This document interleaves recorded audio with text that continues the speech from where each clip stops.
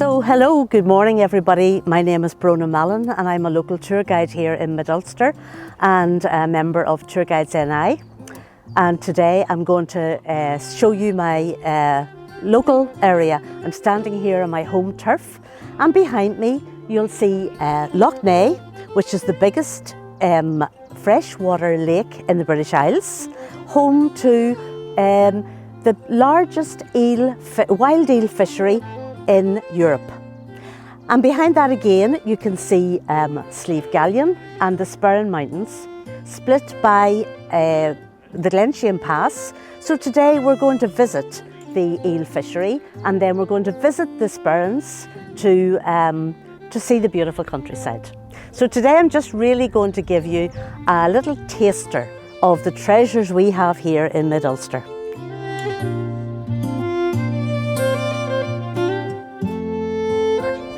So here we are on the Tomb Canal with one of the lovely boats from River Ban Tours, and this is where just beyond there the River Ban is leaving Lough Neagh on its way towards the sea at Coleraine. And River Ban Tours can offer tours to see the lovely countryside, the wildlife, the fauna, the fish, and of course JK coaches can facilitate groups as well. So fun tours for all.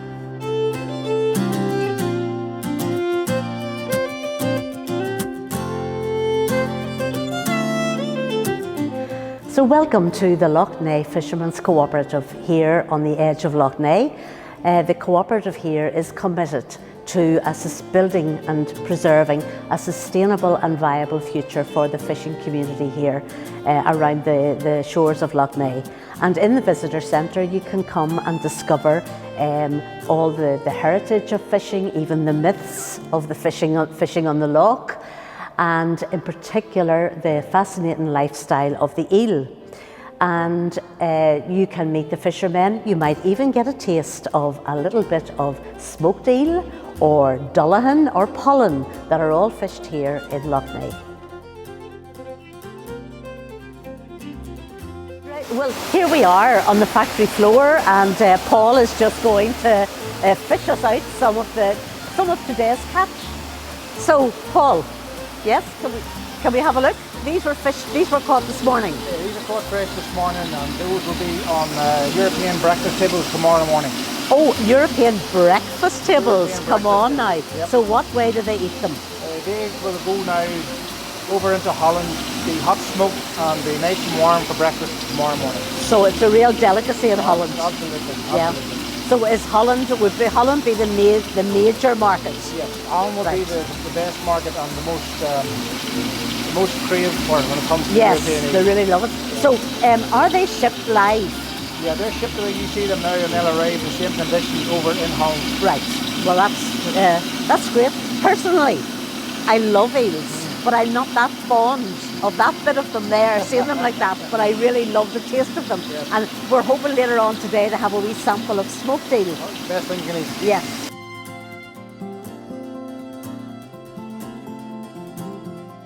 So here we are in Bellaghy, the lovely village of Bellaghy, and we're in Heaney Home Place. And this place is a commemoration, of course, to Seamus Heaney. But I'm going to introduce you to the manager, Brian McCormick.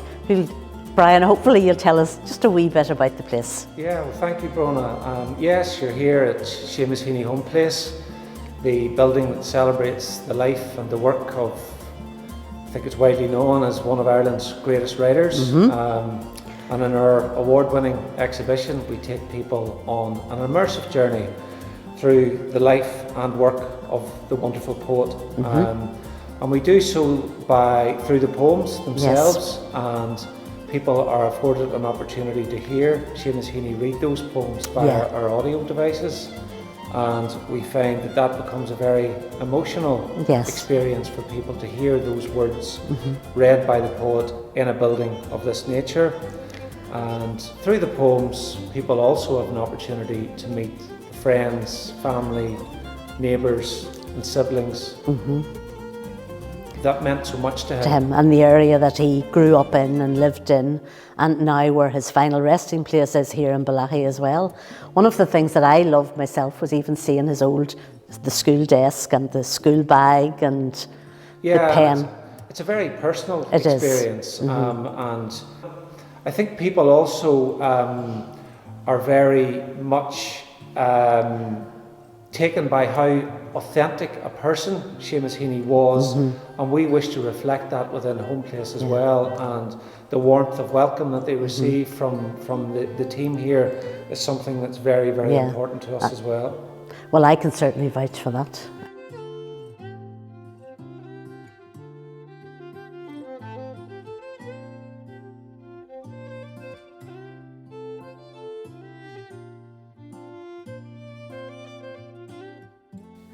So here we are in Ballyscullion Park, which is a lovely historic estate. It's a private home of Richard and Rosalind Mulholland, surrounded by ancient woodland and looking down over Church Island. So yes, Richard and Rosalind, here we are, and thank you for having us here today. Richard, I'm hoping that you'll tell us a wee bit about the house and the estate. Great, no problem at all. Love to see you, Bronagh. We do tours here of the house, and we do small groups, sort of 18, 20 roughly. Yes. The house was built in 1840 by a very famous architect called Sir Charles Lanyon. All right, who designed lots of things in Belfast. I'm thinking Queen's University and the courthouses, yes. And, would you like to come into the drawing room? Yes, Rosalind, that would be lovely.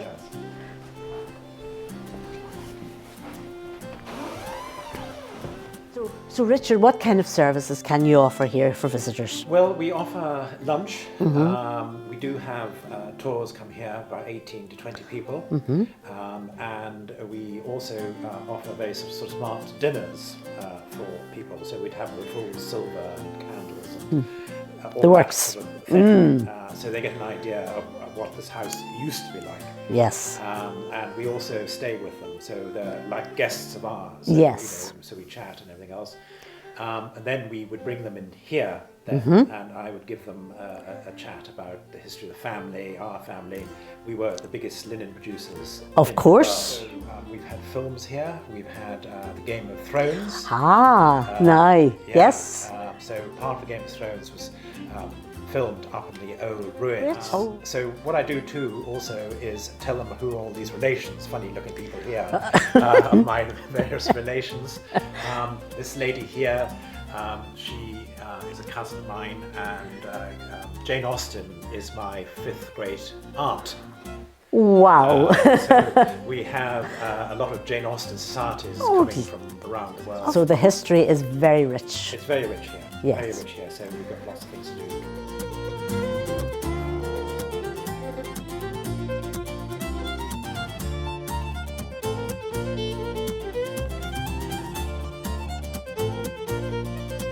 So here we are in Bakehouse Bellaghy, and we've been invited in by Bronagh, another Bronagh, and Bakehouse was founded by Bronagh, who is passionate about food and cooking. But Bronagh, I know that you were a nurse beforehand, but anyway, we'll hear all about that.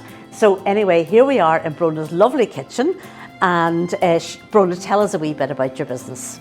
Well, I've just been passionate about food my whole life. To me, food is very important, to heal the body and the mind for nutrition, but it's more than that.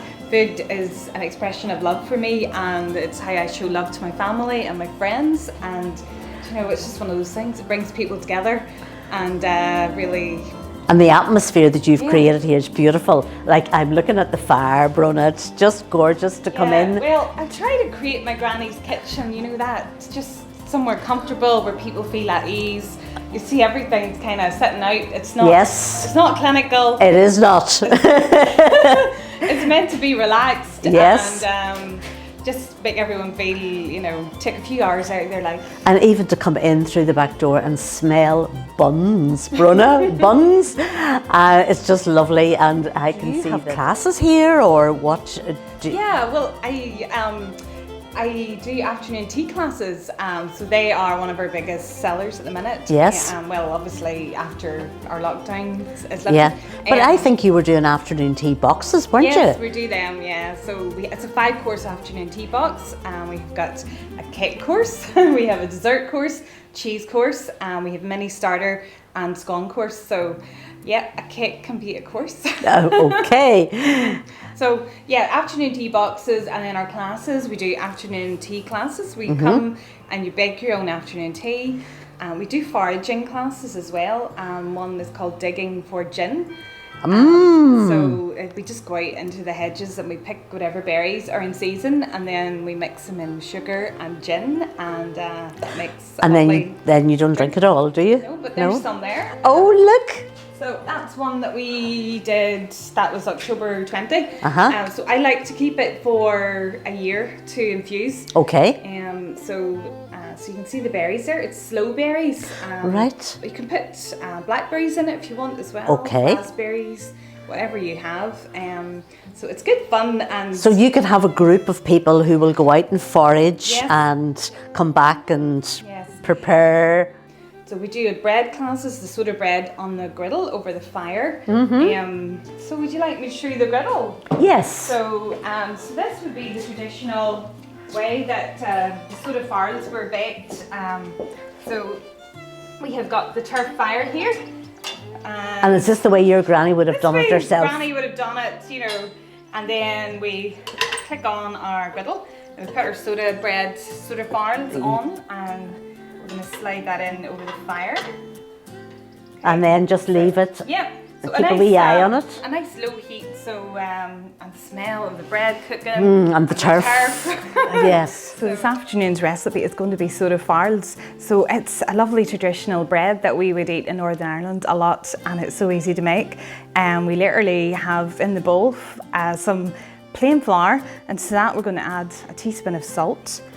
We're going to add a teaspoon of baking soda, and then we're going to bring it all together with some nice buttermilk, and we're going to place it onto this griddle when we get the dough formed, and that will cook and the smell will be amazing. Okay, right, so I will now put in the baking soda. Okay, so we have the baking soda in, and we're now going in with a teaspoon of salt.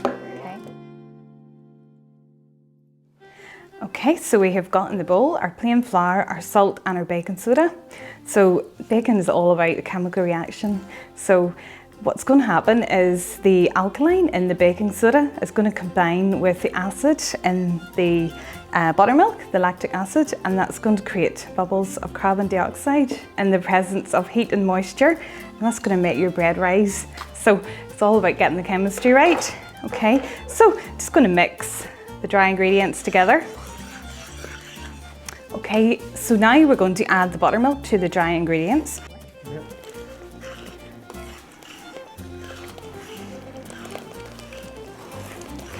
Okay, so the buttermilk has been added into the dry ingredients. So we're going to bring that into a nice soft dough.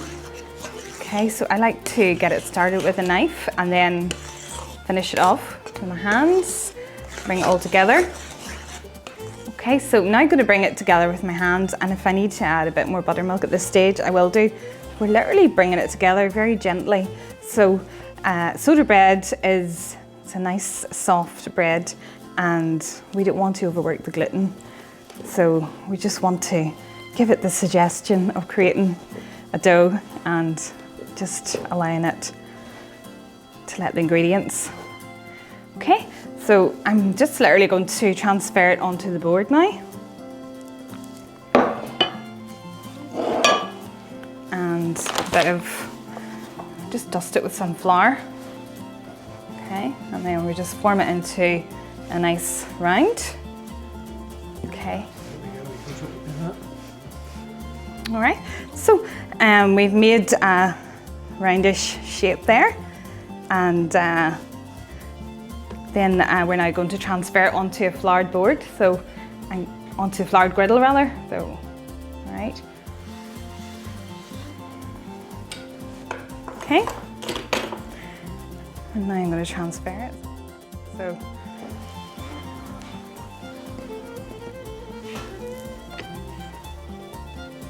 Okay, so I have got the soda farls on the flour dusted griddle, and we're now going to put it over the heat, and they should cook about 20 minutes gently on each side.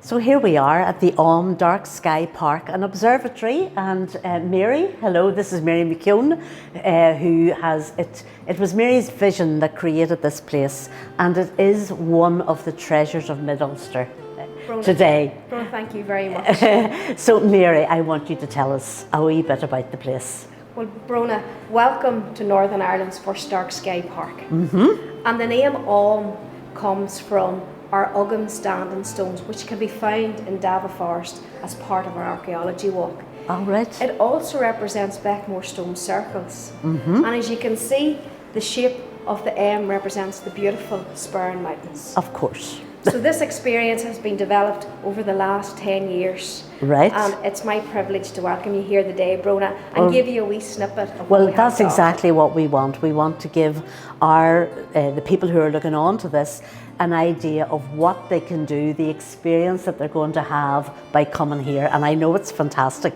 And although we're filming at the minute in daylight, the nighttime show is spectacular. It is indeed. The So, Alm Odyssey yeah. show is amazing. So Mary, lead the way. Well, indeed. Come on ahead.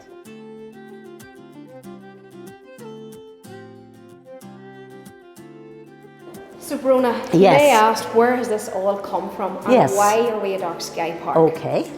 So, back in 2015, I was very fortunate and went on a learning journey to Scotland. And when I was in the Forest Park in Galloway, I realised that they had Dark Sky accreditation. And when I come back to the office, I done a bit of research and I thought, you know what? We are as dark here in Dava Yes. as they were in Scotland.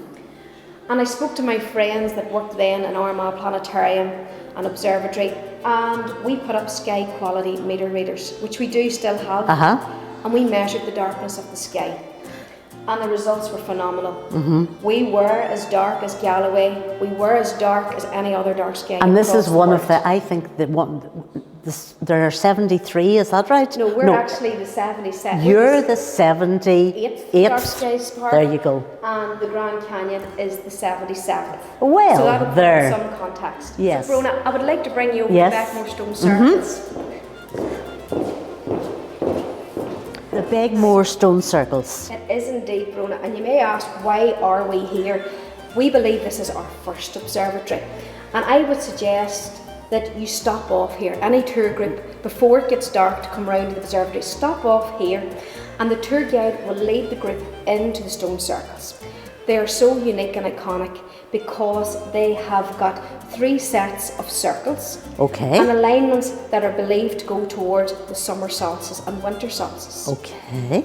Back in 4000 BC, they used these as a calendar, so a lunar calendar, because they had no time, they had no watches. Right. So we believe that this was a gathering place. They didn't live here, and we know this because of the cairns, and in the cairns they found parts of flint and bones. So there was cremation, parties, gatherings, and what we like to do in this corner is let your imagination go wild. Yes. And we ask you to tell us, Bronagh, why you think they laid the stones. So this is a lovely starter to bring you here. Right. And Mary, this is so impressive. So tell me this is, it's a telescope, because it's a microscope. It's a telescope. It's a telescope. So tell me. So this is sort of the key item within the observatory. So we're in the mezzanine level, as I talk about, but this is where sort of the magic happens. Okay. Now, if any of everybody in your group has walking difficulties, we do have lifts that bring you up to this level. Excellent. We also have change in places facilities too, so it is accessible for all. For this all. building. It That's is indeed. very important to know. It is indeed. Now, you're now looking at our big LX600 Meade telescope. And I know only one person can look through a telescope at any time, but throughout the building you'll see large television screens, projector screens coming down, and we have the ability to project onto the screens. We also have today it's raining, but we also have the ability to tune into a telescope at the other side of the world, and we can actually project that onto the screen as well. So people aren't left feeling disappointed. It's very high tech, Mary, isn't it? It is. You don't come to Ireland No. for the sun. Well, exactly. That is, it's fascinating.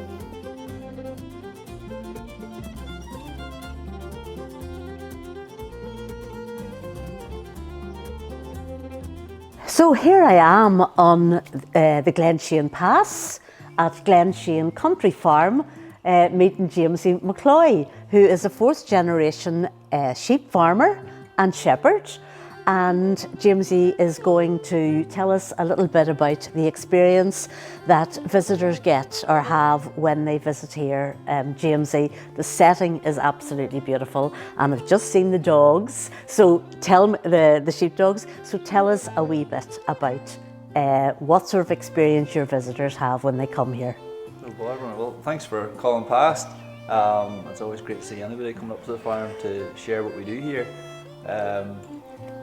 We have tried to put in place an opportunity where visitors locally or from around the world that can drop in, share what we do, let them see the sheepdogs working, and just take a step back and time a little bit and see things that's being done today that would have been done the same, this years gone by. On like your father and his would have done before. Yeah. And it's great to have that opportunity, and people seem to, I don't know, kind of really enjoy seeing the setting, the scenery that we have here, and watching the sheepdogs working and having a bit of crack, and they nearly laugh harder when the dogs do something wrong, but that's all part of it. That's all part. I can't be annoyed with them because I don't do everything right either. So, but it's all a bit of crack. As long as we're having a bit of fun and they're enjoying what we're doing, and we get a chance to share it, that's what it's all about. Yeah. And you're happy to have groups of visitors here? Yes, we accommodate. There's times it could be one person, two people here. Yeah. There's coaches of 50, 60. Oh my sometimes. goodness, so right? It just depends on what. And you have plenty of space. Yeah, plenty of space, and of course it never rains in the Sperrins, but just in case. Just in case. Yeah. Just in case it snows. We have the facilities in place here that it's all year round. Yeah. And again, the same thing. No matter what size the group in, we can keep them social distance. They get tea, coffee, biscuits on arrival, just to give them that warm Irish welcome. Lovely. The toilet facilities just behind us. So it's all about having everything together. That the group are here to spend time and enjoy what we do.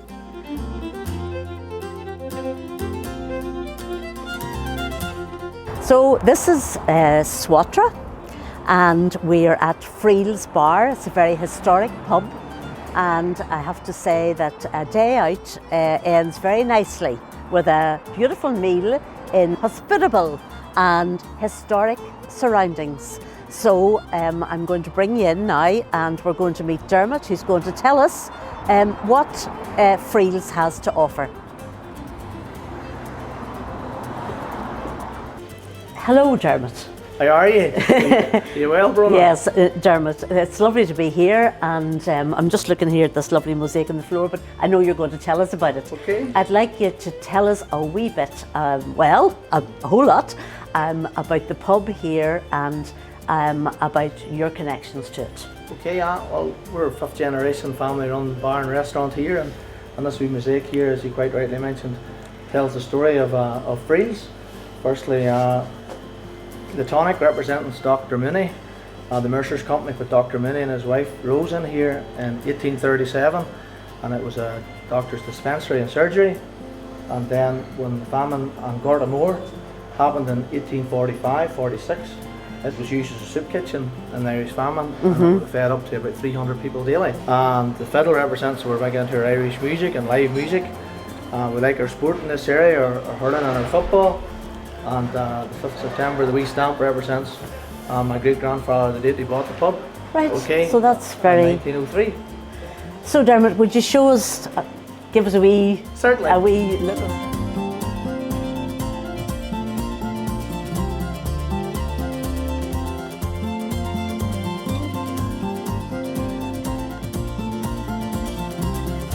Dermot, this is amazing. So Yes. this is a famine pot. Yes. Well, tell me about it. Well, this famine pot was found in an old shade at the back behind the bar about 25-30 years ago, and it was used to make famine soup and, during the famine.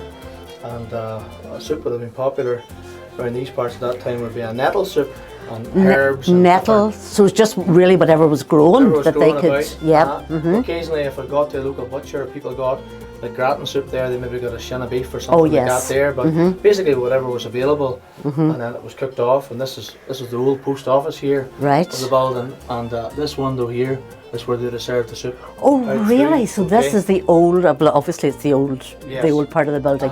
So the soup was passed out the passed out window. through the window. Oh my goodness. So the family pot used to sit outside there for years, but during lockdown we decided to bring it back to its original home. Original home.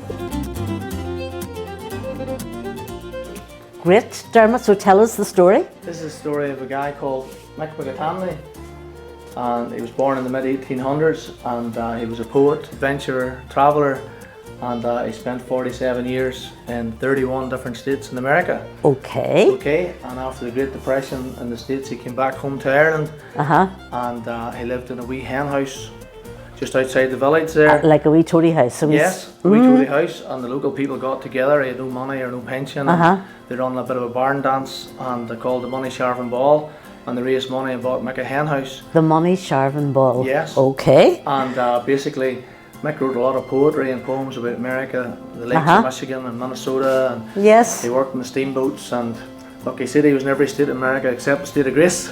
Oh, very good. So Mick liked the wee whiskey, and he used to come into the bar at home, and he used to go in and visit my granny. And Yes. she would be doing the bar at that time, and she always admired the stick.